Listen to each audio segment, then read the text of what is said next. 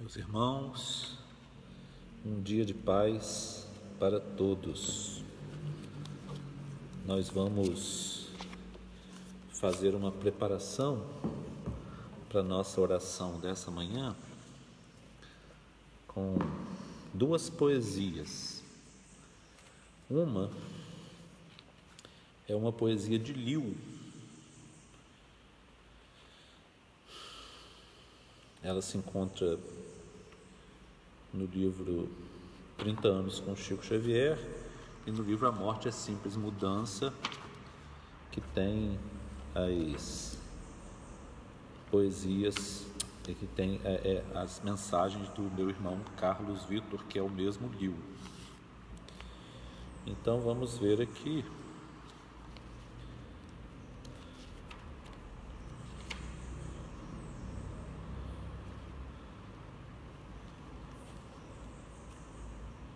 De um filhinho espiritual.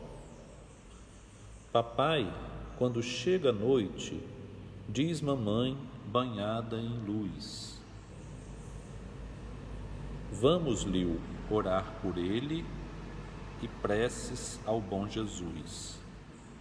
Ajoelhados na fé, no caminho redentor, novamente de mãos postas, oremos por nosso amor. Diz mamãe, dai-lhe, Jesus, do vosso divino pão, e eu digo, do pão de luz da vossa consolação. Mamãe roga, dai-lhe, mestre, e eu peço com forças novas para as glórias do porvir. Mamãe pede, mestre amado, ajudai-o a caminhar, e eu digo, inspirai-lhe a vida nova nas bênçãos de nosso lar. E assim nós ambos pedimos, na fé que nunca se esvai, a Pai, que Deus lhe conceda sempre coragem para a missão. É o que deseja Papai, o Filho do coração. Liu. E uma poesia de Alta de Souza,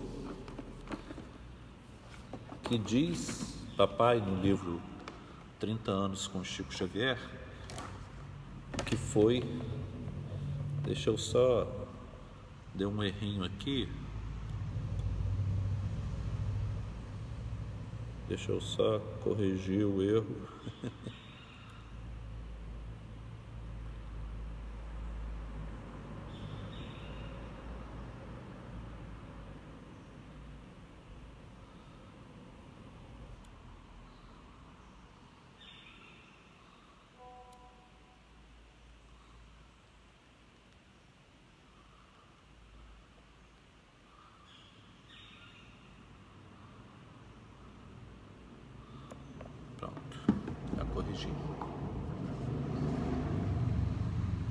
Diz que foi a primeira joia espiritual que ele recebeu gentilmente de Alta de Souza. E esse soneto foi incluído com ligeira revisão da autora no Parnaso de Além-Túmulo em 1955.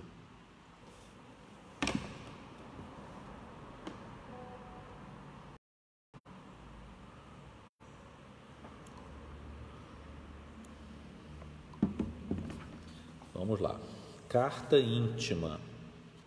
Escuta, meu irmão, pelo caminho da penúria terrestre há muitas dores, muito fel, muita sombra, muito espinho, entre falsos prazeres tentadores. Há feridas que sangram, há pavores, de órfãos sem lar, sem pão e sem carinho. Confortemos os pobres e sofredores, almas saudosas do celeste ninho. Jesus há de sorrir com teu sorriso, quando faças no mundo o bem preciso, pelo que sofre em desesperação. Todo bem que plantares nesta vida, há de esperar tua alma redimida nos caminhos de luz e redenção. Alta de Souza. Vamos então fazer a nossa oração. Senhor Jesus, elevamos a Ti, humildemente, os nossos pensamentos e os nossos sentimentos, fortalecidos pela vontade que a Tua providência plantaste em nossos corações. Guarda-nos as possibilidades de escutar sobre a Tua justiça, que é imperante acima da justiça do mundo. E guarda-nos, Senhor, em Tua santa paz. Assim seja.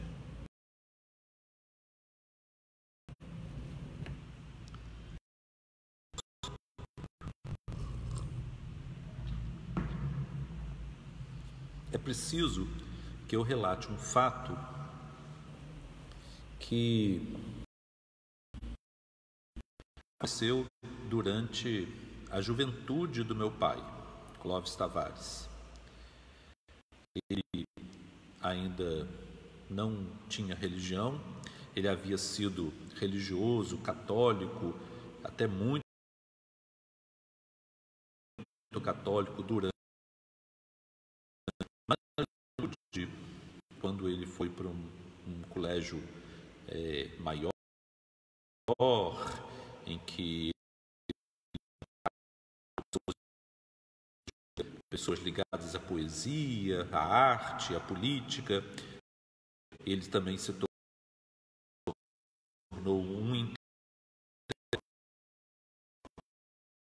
esqueceu um pouco a sua religiosidade da infância. O seu oratório particular, que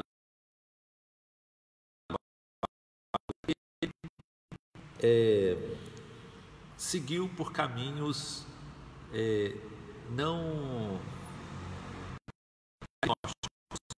assim. E nessa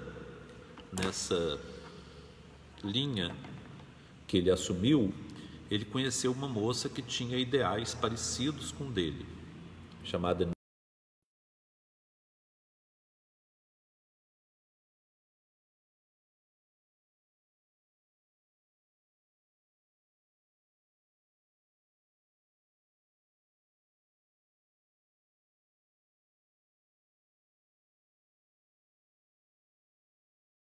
desse relacionamento. Os dois tornaram-se militantes políticos e eles tinham uma atividade política muito intensa. A parte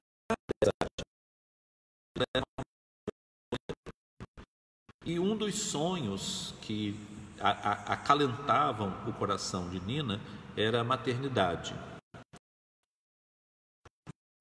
Ela acalentava o sonho de um menino. Ela escolheu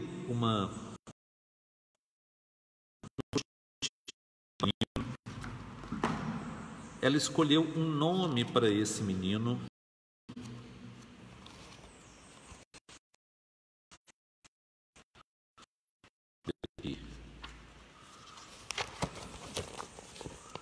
Ela escolheu um rostinho para ele.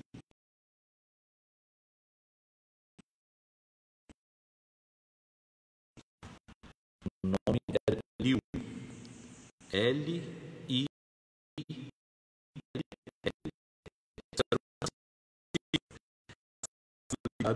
As atividades deles de então. Mas ela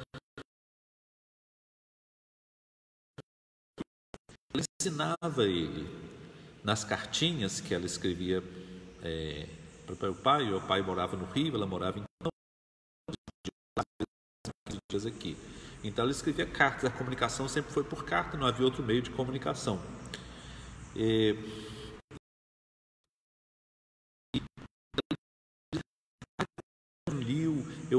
O Liu está te mandando beijos, né? Da outra vez, que a pai também escrevia na carta dele, escrevia coisas para o Liu. Então, um ente que não estava associado ao espírito até então, até que um espírito ligado aos dois, que havia passado por um drama na sua última encarnação, como Alberto Santos Dumont, ele estava sobrecarregado pelas dores causadas no perispírito dele, pela maneira pelo qual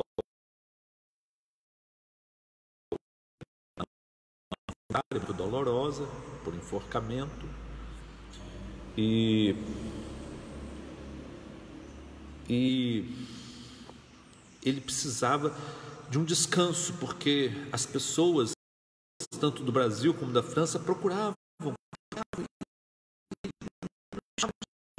Ele estava enjoado da glória, porque foi a glória que levou ele ao sofrimento maior. Foi a glória mundana, foi a vaidade, foi tudo isso, foi levando ele a enojar-se de tudo isso, de todas essas coisas que ainda são o interesse de muita gente. Então ele queria fazer um curso de humildade. E nesse curso de humildade, que é o que ele fala, que Carlinhos fala numa de suas mensagens, ele diz que a reencarnação é uma estratégia da providência para nós nos matricular no curso da humildade. É muito interessante essa lição. A gente trata disso no livro A Morte é Simples Mudança. E então, a decisão de tornar-se criança espiritualmente, voluntário do espírito, e se torna uma criança. Isso ia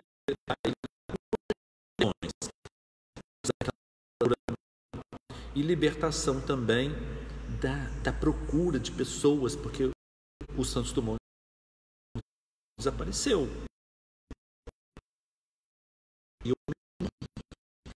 Então, após a desencarnação de Nina, ele passa a se comunicar com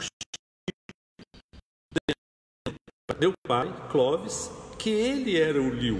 O Liu existia.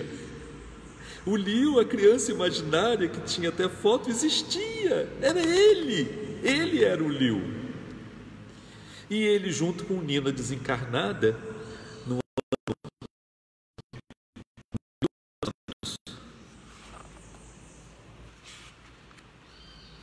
42, ele pedia Jesus pelas provas de pai. Pelas provas de pai. Então meu pai só se casaria em 1954. 12 anos depois ele se casaria, não havia nenhum projeto. Nina e Liu, nessa poesia, pediam a Jesus.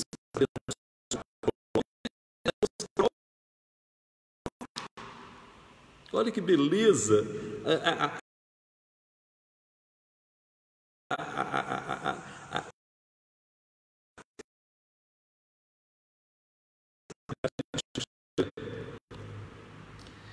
Pois bem,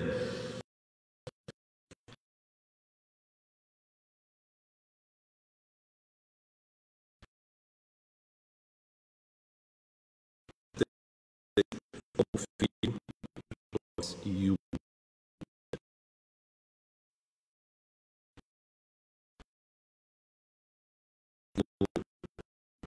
no contexto vai ter toda uma significação, porque aos 9 meses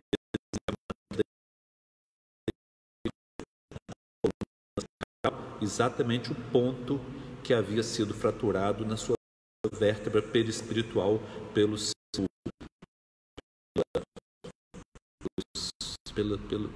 enforcamento, né, que ele produziu na reencarnação anterior.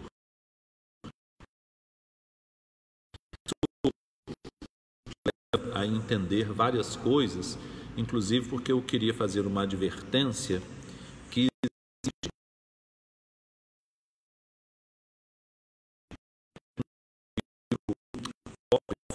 chamado Ícaro Redimido. O livro apócrifo, ele contém informações absolutamente equivocadas. É um livro escrito com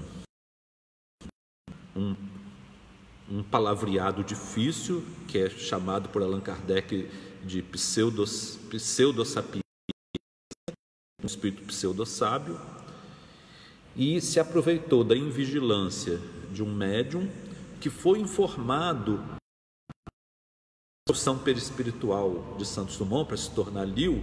Ele foi informado de forma errada.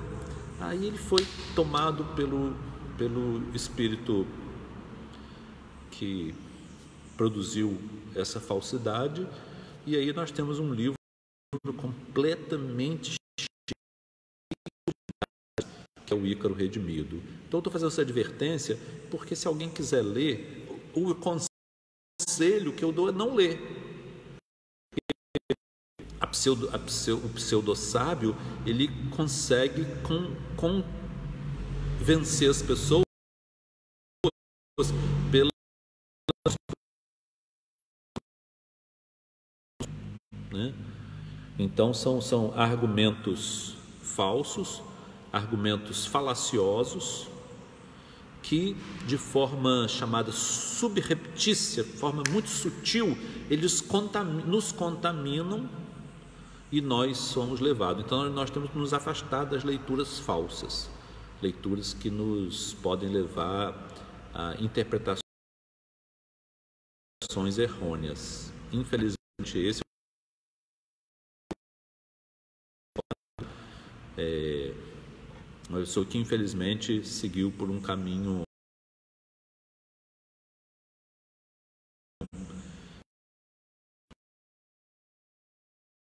tem uma outra pessoa aqui de Campos que deu as informações a ele totalmente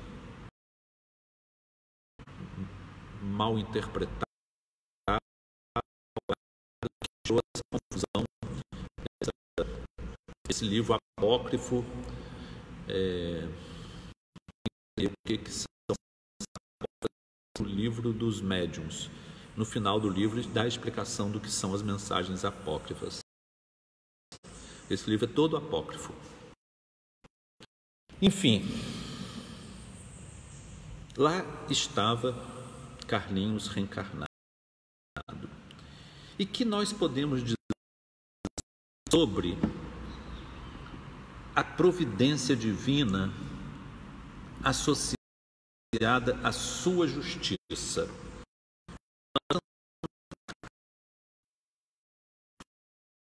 Muito rápida de alguns aspectos do livro Justiça Divina de Emmanuel, que é um comentário, o livro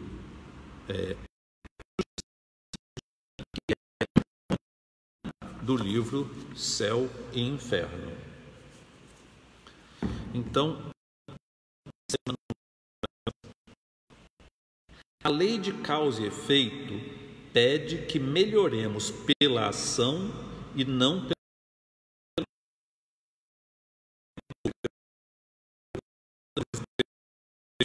A lei de causa e efeito pede que melhoremos pela ação e não pela...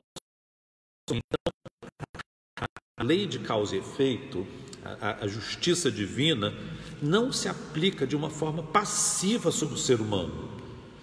Não é razoável que nós passivamente soframos para pagar dívidas,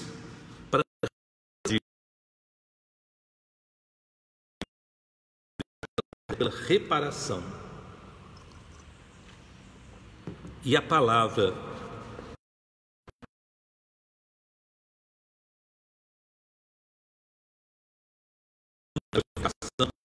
mas muito utilizada pelos espíritos e pelos espíritos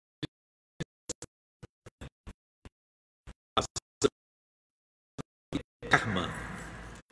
Karma não é ação e reação. Ação e reação, elas estão no contexto do karma. Karma que envolve pensamento, sentimento, palavra.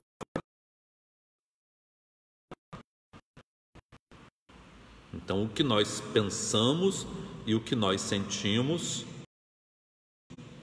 pode.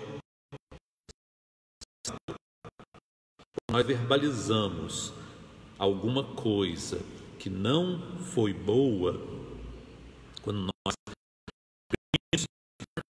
usamos a nossa palavra ferina, a nossa língua como espada para ferir e cortar alguém, alguém pode dizer: olha o karma, você está agindo errado, você vai sofrer alguma coisa.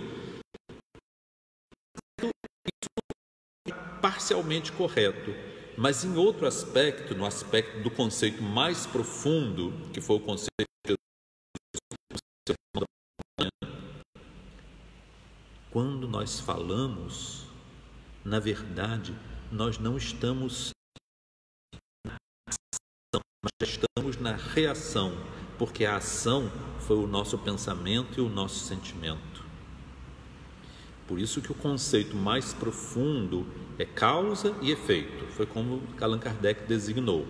A ação e reação existe, mas ela é um aspecto da lei de causa e efeito. A lei de causa e efeito é a lei de karma.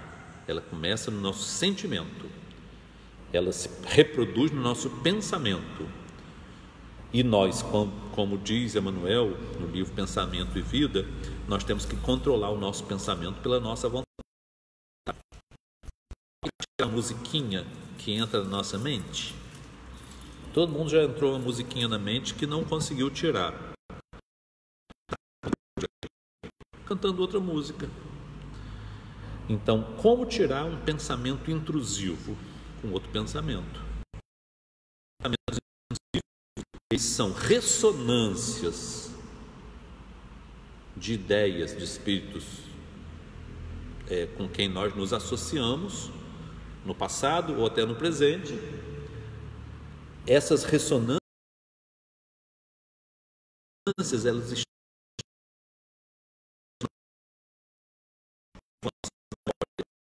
à tona como um turbilhão irresistível.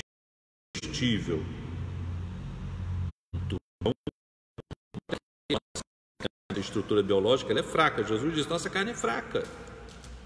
Allan Kardec explica isso também no livro Céu e Inferno. Nossa biologia nossa, ela tem predisposições, mas o espírito é superior à carne. Então, o desenvolvimento da vontade, como Emmanuel explica no capítulo que nós acabamos de ver na aula, nós vimos parcialmente, né? Mas eu prometo, através do desenvolvimento da vontade, nós podemos controlar os impulsos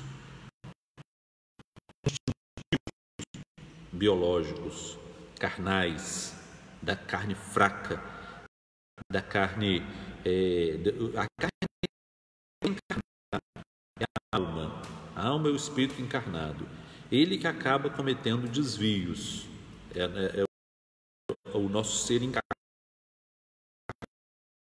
ele é mais frágil que desencarnado. Desencarnado, ele não tem a pressão das necessidades físicas e biológicas.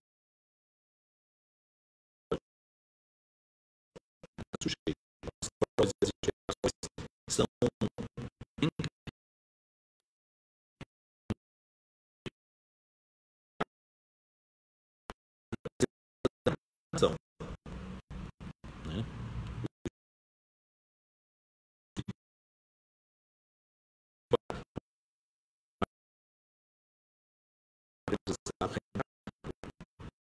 E aí que a justiça divina opera. E isso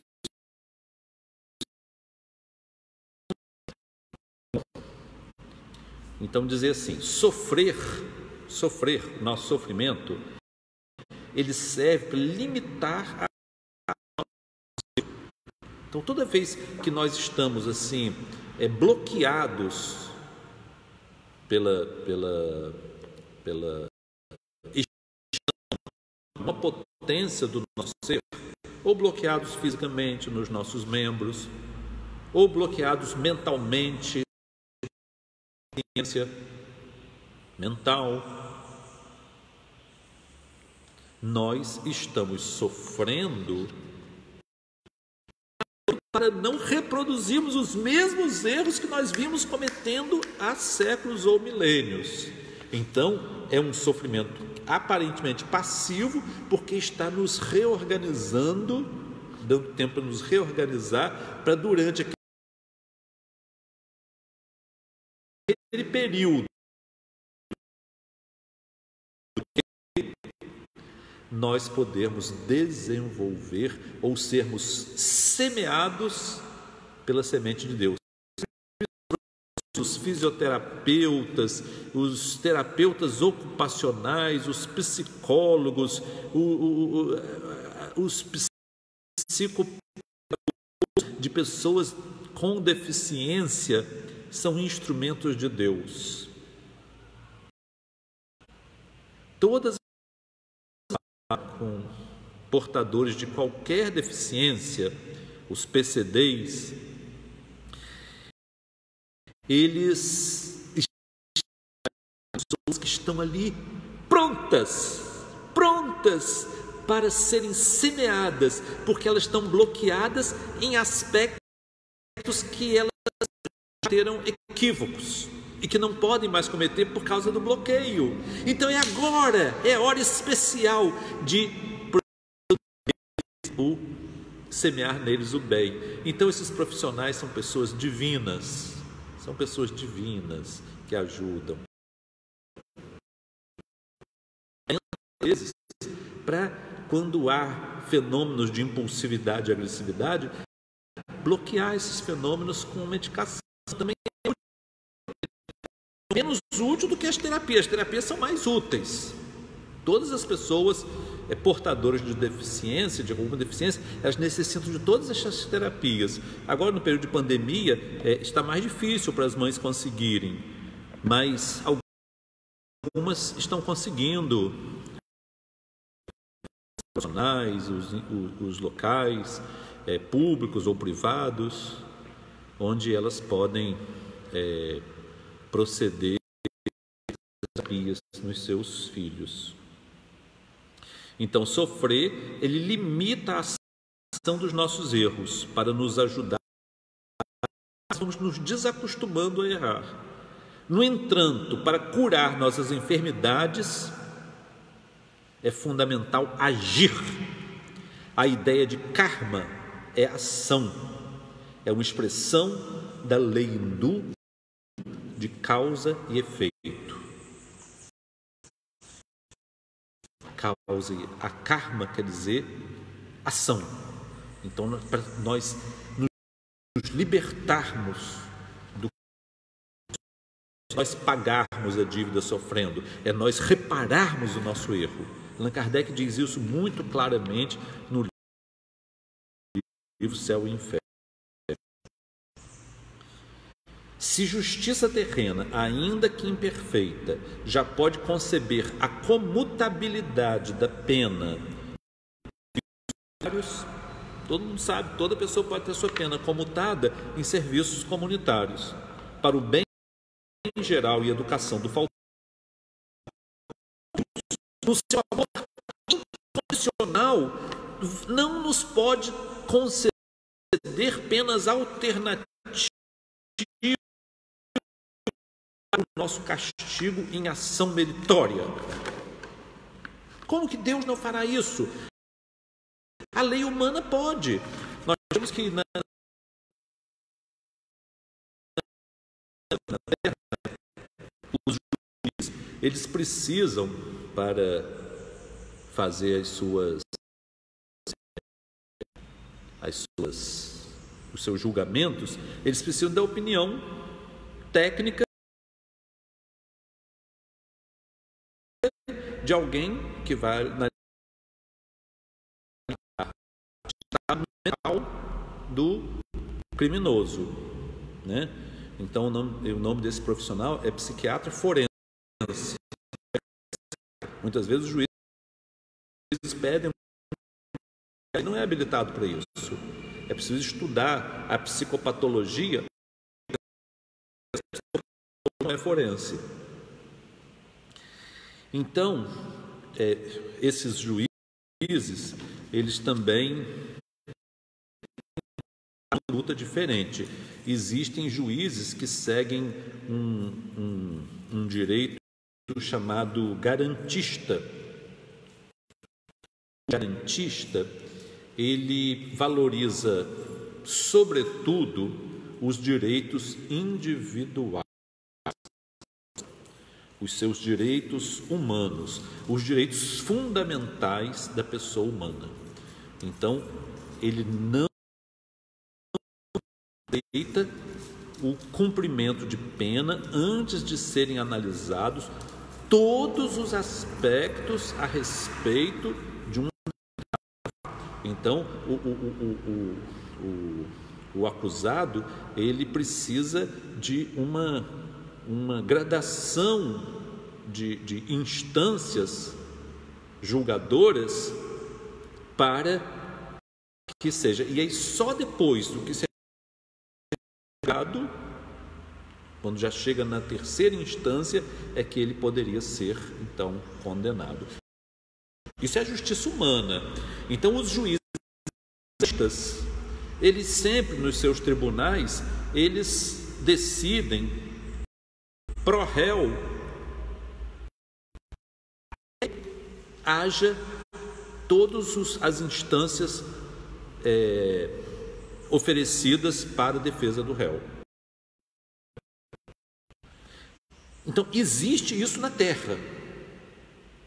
E existem também os juízes de uma linha legalista. Os que têm a linha legalista, eles são a favor do cumprimento da pena o mais rápido possível, se pudesse na primeira instância. Então, já pode até, mas alguns já acham que tem que ser na segunda. Na segunda não tem como. Nós temos assim, muitas vezes, essas questões são colocadas para a Suprema Corte decidir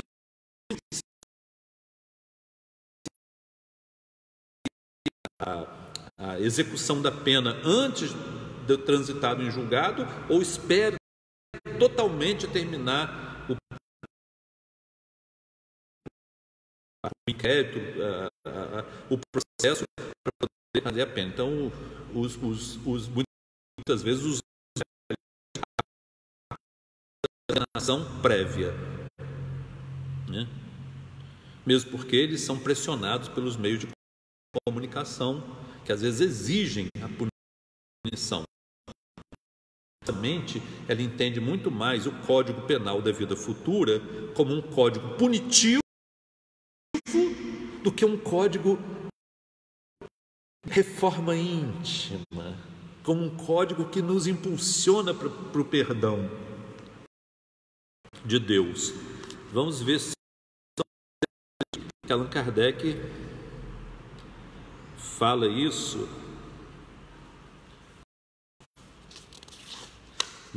no capítulo das penas eternas. Ele fala: a punição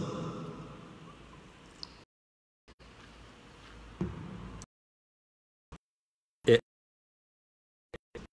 uma advertência do mal já praticado, devendo ter por fim reconduzi-la ao bom caminho.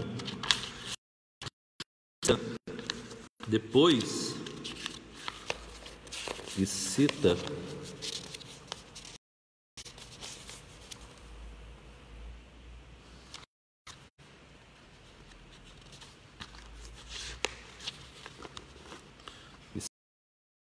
Ezequiel.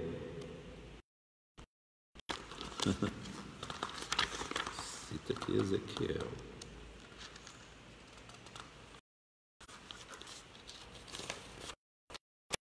está aqui. O próprio Allan Kardec cita Ezequiel no seu livro. Se o ímpio fez penitência de todos os pecados que tem cometido, se observou todos os meus preceitos, se obra segundo a equidade e a justiça, ele viverá sem morrerá. Eu, isso é Deus falando, não me lembrarei mais de todas as iniquidades que ele tenha cometido. É isso, é que quero eu a morte do ímpio, disse o Senhor Deus. Não, quero antes que ele se converta e desgarre do mau caminho que trilha. Essa foi a citação de Kardec. E no Código Penal da Vida Futura, Allan Kardec, no artigo 8, diz assim: sendo infinita a justiça de Deus, o bem e o mal são rigorosamente considerados, não havendo uma só ação, um só pensamento mal, olha o pensamento, que não tenha consequências, como não há uma única ação meritória, um só alma que se perca mesmo para os mais perversos. Por isso que constituem tais ações um começo de progresso. Então, aproveita nas pessoas que ainda estão dominadas pelos instintos, pela perversidade, ele aproveita os momentos de bom pensamento, né? Vamos então aqui ver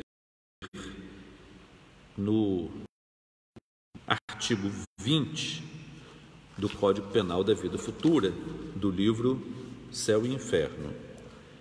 Qualquer que seja a inferioridade e a perversidade dos espíritos, Deus jamais os abandona. Por isso, meus irmãos, podemos pensar como os legalistas. Deus é garantista, ela oferece as oportunidades de regeneração. Tem pessoas, eu já vi até espíritos dizer assim: não, Deus não perdoa a gente, que se corrige pela nossa reencarnação. A reencarnação é o próprio perdão. A oportunidade já é o perdão, porque diz Emmanuel que nós somos perdoados, mas não limpos. Então, o perdão é a reoportunização, nós corrigirmos, repararmos, como diz Allan Kardec, os males que nós fizemos. Então, a justiça de Deus é garantista dos nossos direitos humanos. Isso é cristão. Nós vemos hoje uma turba ignara, justicialismo, com ódio. Isso é feio. Isso não é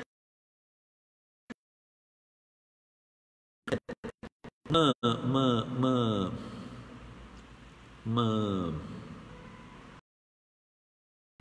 posição que encontra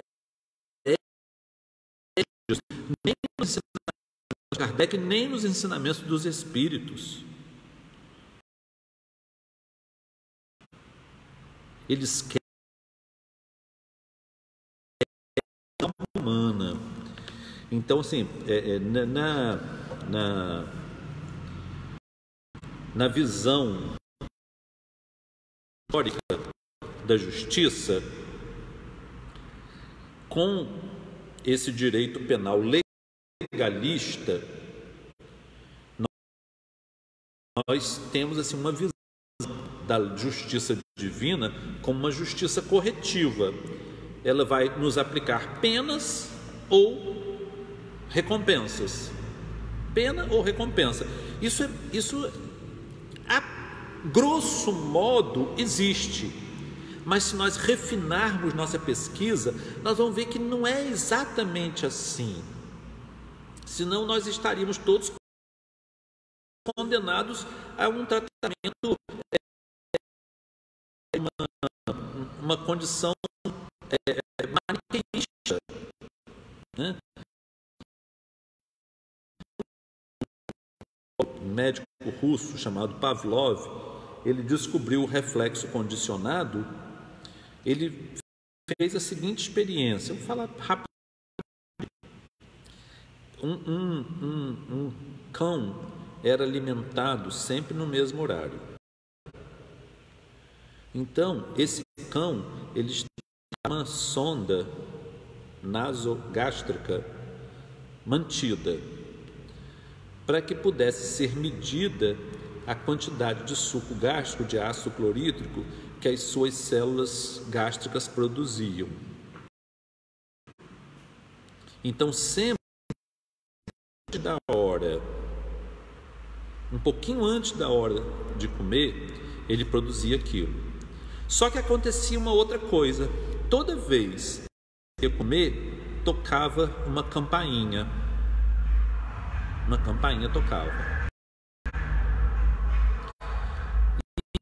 E ele então, se medisse a produção de suco gástrico fora da hora da alimentação, estava baixo, ou seja, ele não produzia suco tão intensa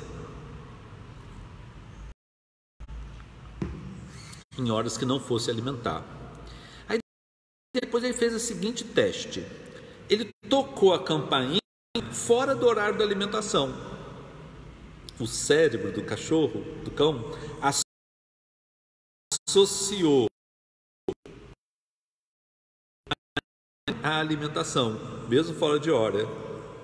Então, ele produziu o suco gástrico, né? Isso é muito comum.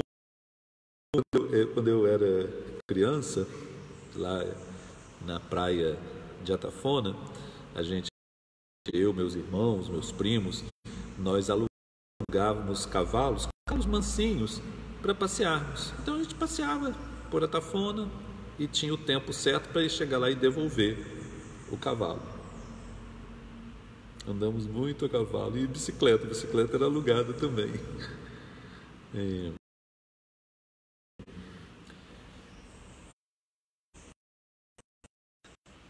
Se nós passássemos em algum lugar onde esse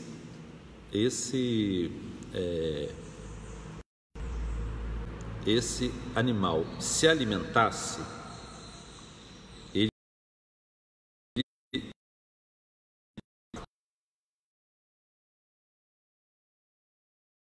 era o lugar onde ele se alimentava. Então alguém tinha que ir lá onde ele alugava para vir um moço e ele tirar o cavalo dali com espora, que a gente não usava espora. Ele subia, tirava o cavalo com a espora e aí saía do lugar, desempacava. E nós não somos presos aos automatismos. Nós temos o gabinete do pensamento, o gabinete da vontade, que tem que gerenciar os nossos instintos. Nós não podemos ficar presos. Por isso que a cura não pode ser só recompensa, castigo. Recompensa, castigo. Isso é o que faz um adestrador de animais: recompensa e castigo, balinha de açúcar e choque, balinha de açúcar e choque, para ele ser adestrado. Deus não é um adestrador. Deus não quer espíritos adestrados. Deus quer espíritos conscientes. Então, esse sistema legal, ele é um sistema adestrador. Ele é um sistema que preconiza que as pessoas sejam adestradas, que elas sejam por ferro. É a ferro e fogo. Mas a justiça de Deus não é assim. É uma justiça garantista. É uma justiça que, acima de tudo, que sobretudo, olha o ser.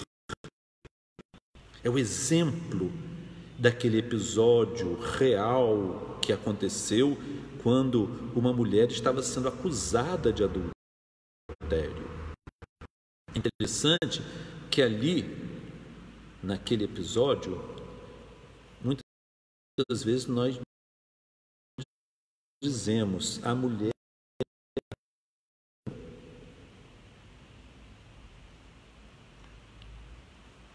não é razoável nós chamarmos de mulher adúltera. Por quê? Porque o julgamento não foi concluído.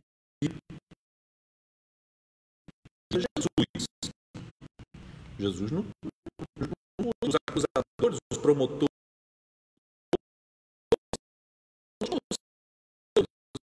foram embora.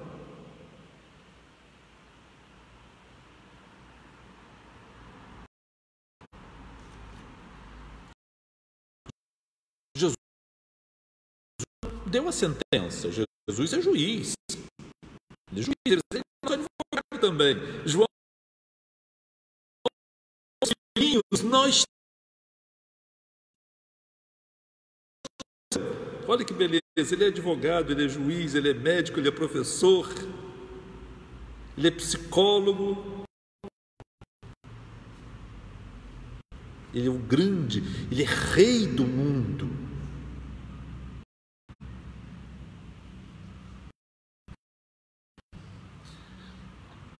Então, no outro polo, os garantistas, eles um processo psicodinâmico. Inclusive, a justiça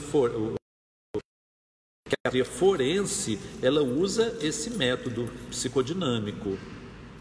Para uma pessoa ser considerada ou culpada de alguma coisa, ela precisa ter 2 requisitos reconhecidos por uma análise muito profunda, por um psiquiatra forense ou até por um psicólogo forense que utiliza testes próprios da psicologia, que também é uma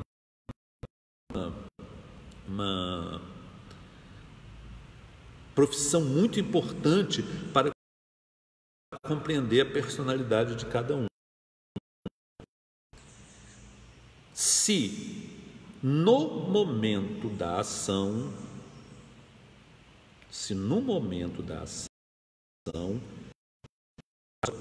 era capaz de compreender o caráter ilícito de seu ato. A pessoa é capaz de compreender? Alguns não é. Para um retardado mental grave, ele não era capaz que o assassinato era errado. Ele queria alguma coisa que estava ali, a pessoa estava na frente, então ele matou e conseguiu chegar lá. Ou ficou com raiva de alguém que estava zombando e matou a pessoa que estava zombando. Mas ele não tinha capacidade de entender o caráter daquele ato. Ele era uma coisa natural. Matar é igual matar uma barata.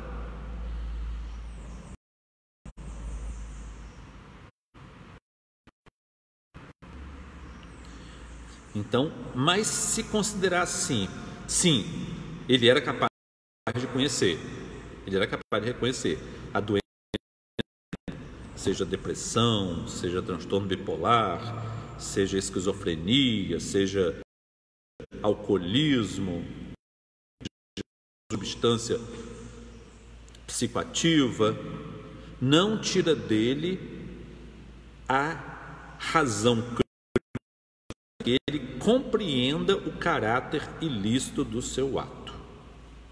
Primeiro ponto, que para alguns julgadores já é suficiente.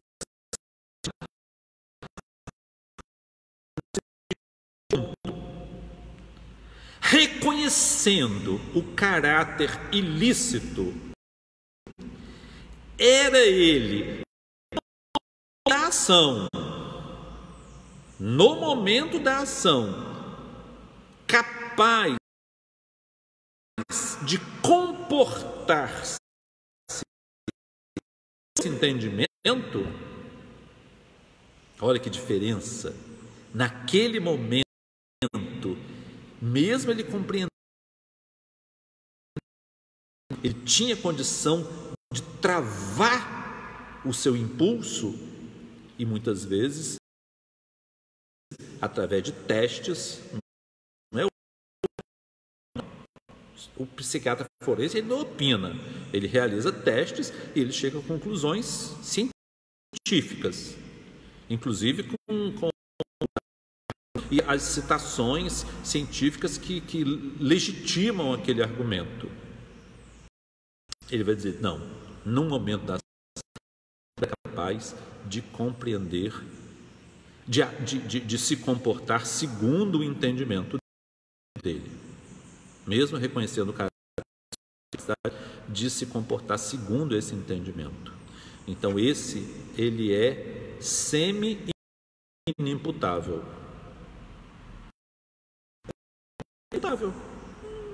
Como é penalizar uma pessoa que não tem capacidade de entender? Uma criança que cometeu um crime sem capacidade de entender que era um crime.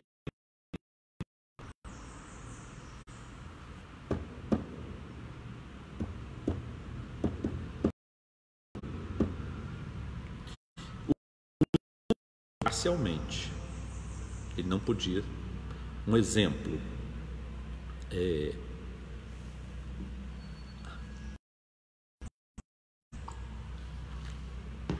certa vez, uma senhora, ela assassinou o estuprador da sua filha dentro da sala do tribunal. Dentro da sala, ela estava num lado da mesa com o seu advogado e o outro estava no outro lado da mesa. Nessa época não havia detector de metais, ela estava com tesoura na bolsa. E o juiz estava num plano mais alto, conduzindo a audiência. Evidentemente não haveria nenhum tipo de conciliação, mas estava conduzindo. E, num determinado momento, ela foi tomada por uma ação impulsiva, porque ela não suportou o olhar do estuprador sarcástico. Todo ficava com um sorriso sarcástico, um sorriso zombeteiro. Ele não se intimidou. Ela falou para o advogado dela, só me desculpa, tá? E o advogado não entendeu nada. Ela tirou a tesoura, se debruçou sobre a mesa, avançou e enterrou a tesoura no peito, que, mesmo socorrido, acabou morrendo. Ela atingiu o pulmão e o coração.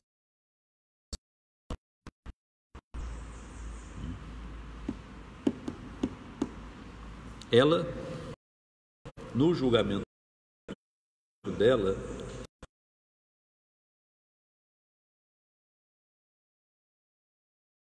foi considerado uma privação de sentido. No momento da ação, ela não tinha como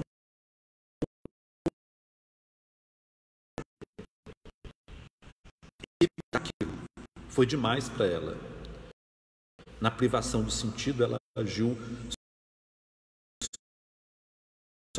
e agiu só o impulso, olho por olho, dente por dente. Ela foi mais disso, porque ela tirou a vida, né? Quando dizem que quando usou a pena de talhão, usava a pena de talhão, olho por olho, dente por dente, é para evitar que as pessoas fizessem mais. Então, gente, se tirou um olho, só pode cortar a cabeça. Se tirou um braço, só pode tirar um braço, não pode tirar a vida.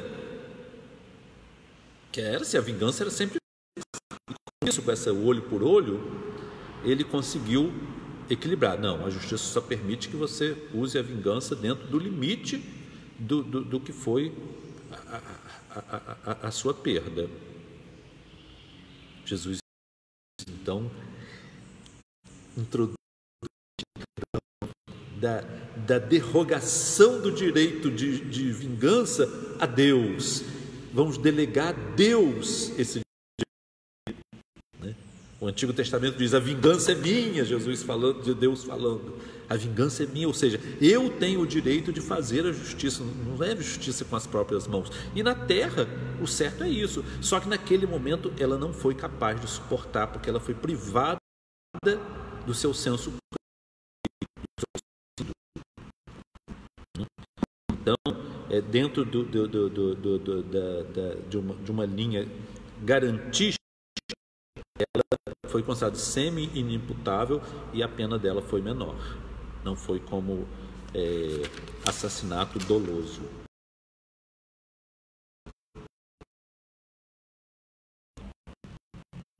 Isso, eu estou me referindo a isso também, porque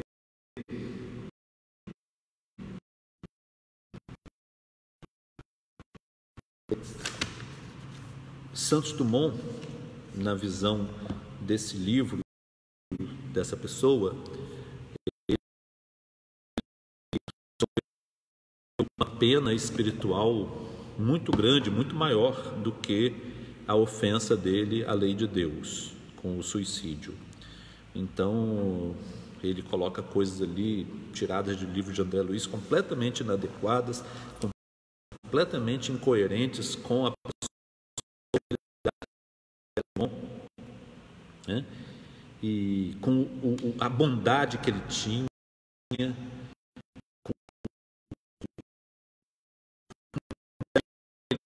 o carinho que ele tinha com os mecânicos, distribuindo prêmios. Ele doava os prêmios todos. Ele nunca tirou uma de qualquer invento seu, deixava. Cartier, amigo dele,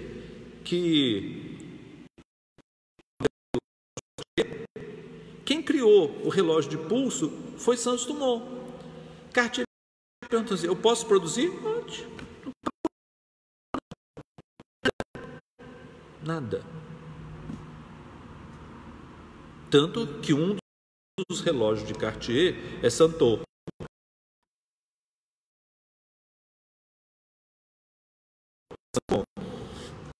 Então, uma das produções dele foi o Santot, porque ele, por causa do balão,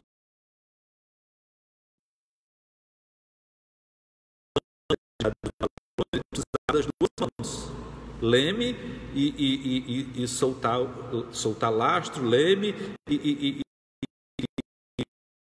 produzia o gás para o balão ficar leve. Então ele precisava das duas mãos. Então, para ver a hora, ele não poderia usar a mão, tirar um relógio de bolso e olhar. Ele tinha que fazer assim, olhar para o braço esquerdo. E é o esquerdo.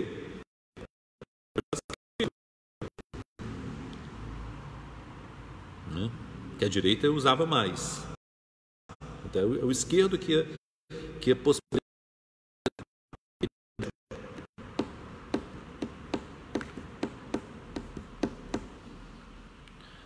Portanto, meus irmãos,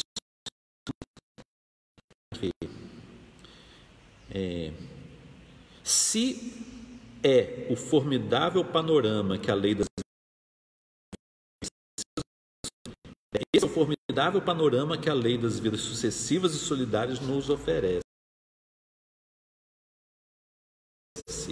Diz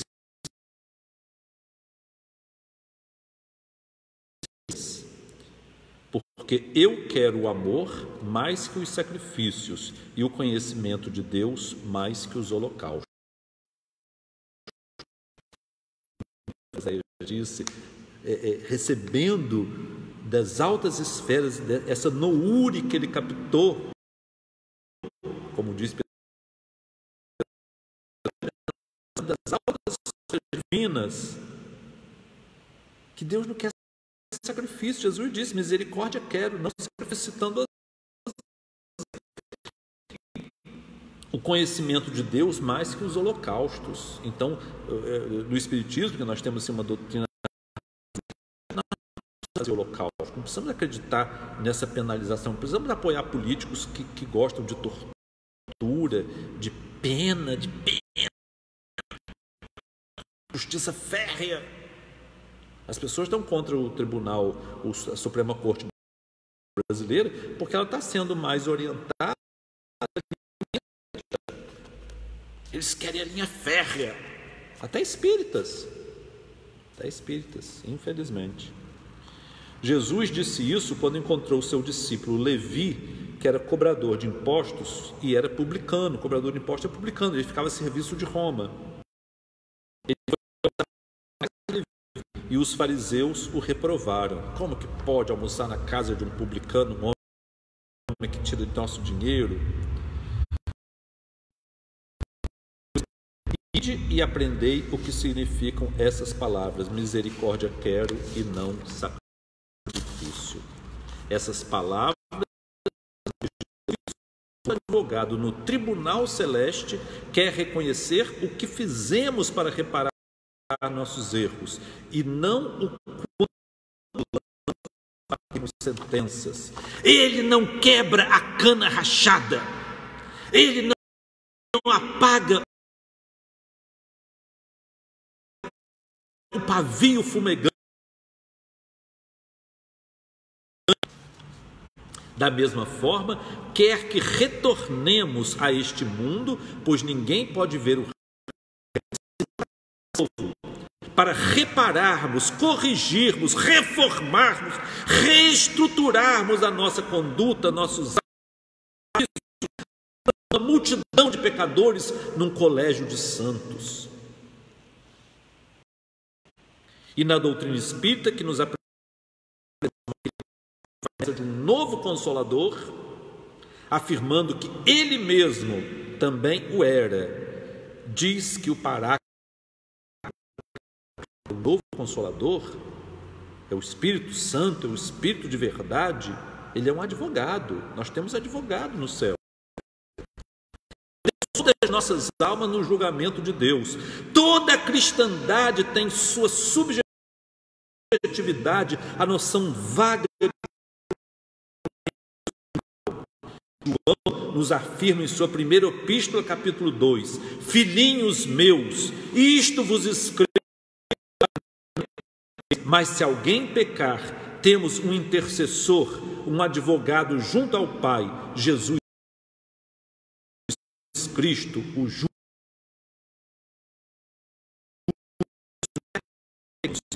Não quer que erremos.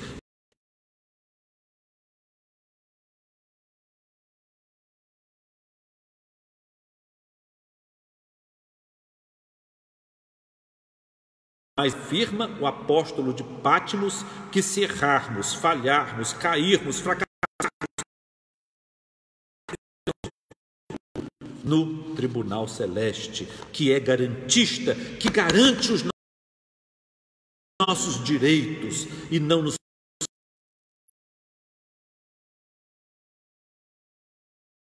tenhamos confiança em Deus, creiamos em Jesus, não perturbemos nossos corações, por mais fé, por mais para que porque temos os planos mais elevados da criação. Foi um texto que eu já escrevera já há algum tempo. Os textos de Emmanuel no livro Justiça Divina, comentando o livro Céu e Inferno de Allan Kardec, mas nós não vamos ver, eu só vou dizer um capítulo muito importante, onde ele cita as nossas perdoados, mas não limpos. Também é um capítulo importantíssimo que nos dá essência. Tem outro capítulo também, Infinito Amor. O livro é todo belo, mas eu estou dando esses 3 capítulos. Infinito Amor, Perdoados, mas Culpa e Reencarnação, né? Seria uma forma de nós. Então vamos encerrar, só encerrar fazendo uma pequena que diz assim: em nossas faltas, na maioria das vezes, mas não limpos. Então aqui ele termina o capítulo convincente que depois da morte, até que se redima no campo individual, para o criminoso a presença incessante das é suplício cruel. Então cada um de nós precisa se redimir. É por isso que ele, reencarnando, ele se libertou do peso que era para ele aquela condição. Ele primeiro tornou-se criança, aprendeu o caminho da humildade e depois o caminho da libertação. Lembro que também foi o dia que eu nasci. Nina e Clóvis consideravam que o aniversário ele tinha uma criança que estava sendo assumida, um espírito, a sua identidade. Ela era imaginária, mas Santos Dumont quis assumir essa identidade. E disse Chico que enquanto Nina conversava com o seu filhinho espiritual, ele ouvia os conselhos. Porque ela, reencarnada, ela ajudou a educar uma criança, a polaridade contrária do que aconteceu com Maria João de Deus e Chico Xavier. Ela do plano nos jardins, onde ele ficava chorando das suas dores, porque ele era maltratado pela sua... Então, ela, que isso, meu filho? Então, ela fortalecia o ânimo, a coragem, a vontade, através dos conselhos bons, trazer nele a força da resiliência espiritual, porque ele já era um espírito preparado, então ele tinha resiliência diante das dores. Então, era essa a nossa visão de hoje, com esse estudo de e queremos oferecer a memória desse estudo aos 2 espíritos do mês de... que é o meu irmão Carlos Vitor, que é o valoroso Alberto Santos Dumont, e a nossa querida Alta de Souza, também para a preparação da oração. Vamos encerrar então nosso estudo dessa manhã.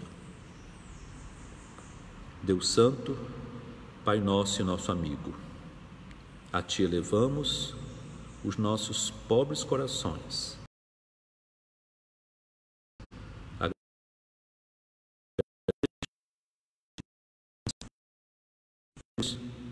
Meditando, refletindo, analisando as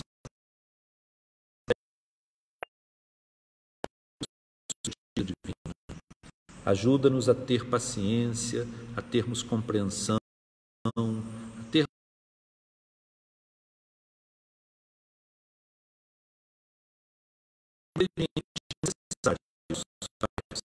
pouco a pouco perdoarmos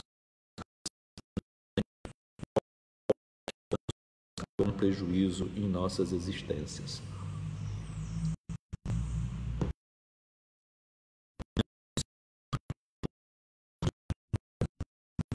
Fique em nossos corações, agora e sempre. Assim seja.